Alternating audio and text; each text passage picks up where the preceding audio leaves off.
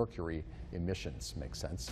Time now 9:25 and still ahead for you here on Fox 5. 4 easy protein-packed lunches as you start your back-to-school meal planning. It is back to school time, almost time. Who's excited for the kids to go back to school? Put your hands up. Yes, I can't wait. Take our kids back. You're probably getting into that mode again. What do we pack? We're back to those lunches again.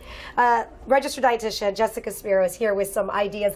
I love it when you come. Oh, good. Yeah, you know what? It can be stressful packing school lunches, but parents want quick and healthy. Kids want foods that you like to eat. So I recommend making it easy, taking foods that your kids enjoy, and just finding simple ways to make it more balanced. So, for example, I recommend swapping out regular pasta for these legume pastas. I got these at Sprouts. This is a red lentil penne, and this is a chickpea fusilli. They're very high in protein, fiber, and they're naturally gluten-free. Yep, these are cooked, yes. Because I was telling you during break that sometimes it's nothing more frustrating when a parent packs a lunch, you send your kid off to school with it, they come back and their lunch is still completely full. So you want to make sure they eat it. Exactly. One stuff that they are going to eat. And what's good about these too, if your kids have any allergies, these are free from so many common allergens. So this is going to be a really good alternative. And we're going to make a simple pasta dish. So for this one, the Mediterranean fusilli, we could just add these ingredients. So some olives. Sure.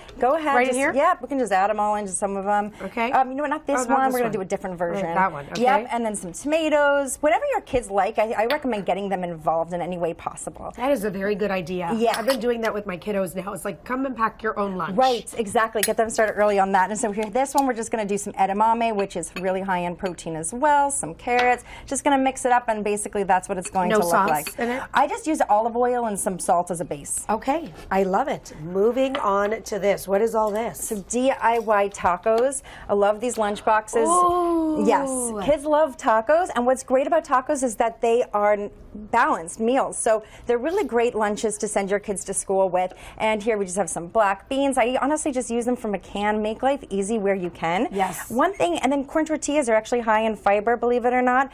One thing you don't want to forget is the healthy fats. So healthy fats are going to be really important. So yeah, you could just do something like a guacamole, which is a fun food that also happens to be healthy. But healthy fats are going to keep blood sugar stable, mood stable, all that kind of good things. So we want to make sure we got those in the lunchbox. I love this idea. Okay, butternut squash mac and cheese. Right.